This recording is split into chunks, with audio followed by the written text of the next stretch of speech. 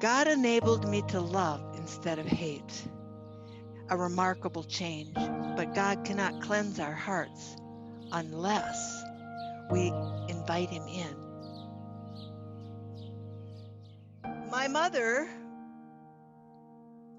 worked full-time to provide for us 5 siblings. We were home alone, unsupervised. Our age span was 13 years. The oldest brother was 13 years older than myself. So my brother Billy is 3 years older than myself, and we were the closest in age and spent the most time together. Now, he could have been my best friend if he would have been kind, but often he was not.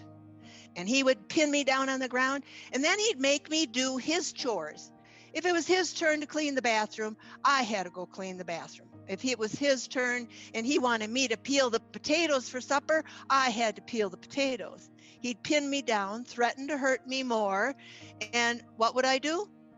I'd submit. I'm just a young girl. I don't know how to deal with these kinds of things. Billy threatened me, if you ever tell Mother, I'm going to make you hurt really bad.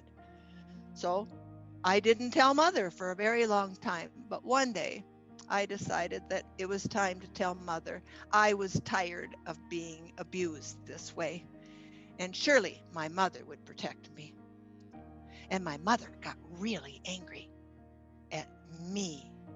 Yes, at me. She called me the tattletale, me the liar.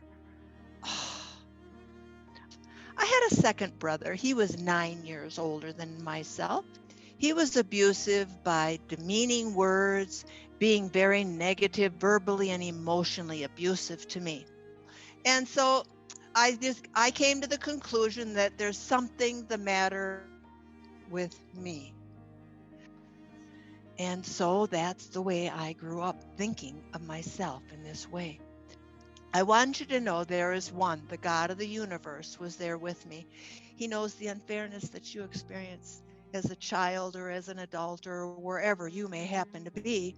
And he walked with me, and he's always out to get me to choose to do what is right over what is wrong.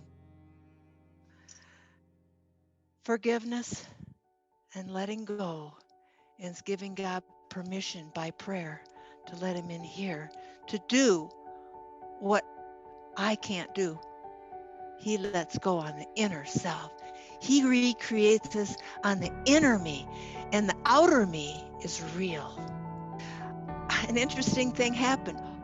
All those negative thoughts vanished. And in my heart, in its place, was love. God put it in there. That's just what God promises for us to do. If I wouldn't have cooperated with God, if God wouldn't have come in, I would have been left with the only other master there is, self. And I would have been plagued by getting even and wanting to hurt and have vengeance for my brother and have hatred. All which is the Bible talks against. We are supposed to leave these things off. Give them up. Turn away from them. We need his power, the power outside of ourselves to recreate us. That power is in Christ. What are you doing with the unfairnesses in your life? God has a plan. In him, a way of escape. To me, I thank God that I'm no longer have an answering cord for 37 years now, that I'm dumb, stupid, fat, or ugly. God has shown me what he thinks, and he and I are the majority. His love is enough. I'm complete in him. I am loved regardless of how people may treat me or what they may say to me. What a freedom and liberty is mine in Jesus, forgetting those things that are behind. Leave the past in the past, that it doesn't rule over you or cage you up in the present or in your future. Escaping that cage that holds us captive to those lying thoughts. Have you identified with my story? What do you have in your past or present that you want to give to Jesus and learn how to come out of it? What do you want to come out from? What broken heart do you want healed? What captivity do you want to be freed from? He's the rescuer. He knows how to rescue you. All power is given unto him. Are you legitimately, practically speaking, set free from whatever cages you up from your past? And if not, why not? I want you to go before God in prayer, talk with him as with a friend, and answer that question.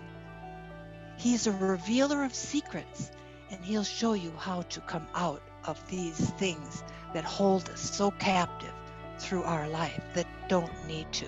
Satan has been defeated, and Jesus is the victor. Let him in.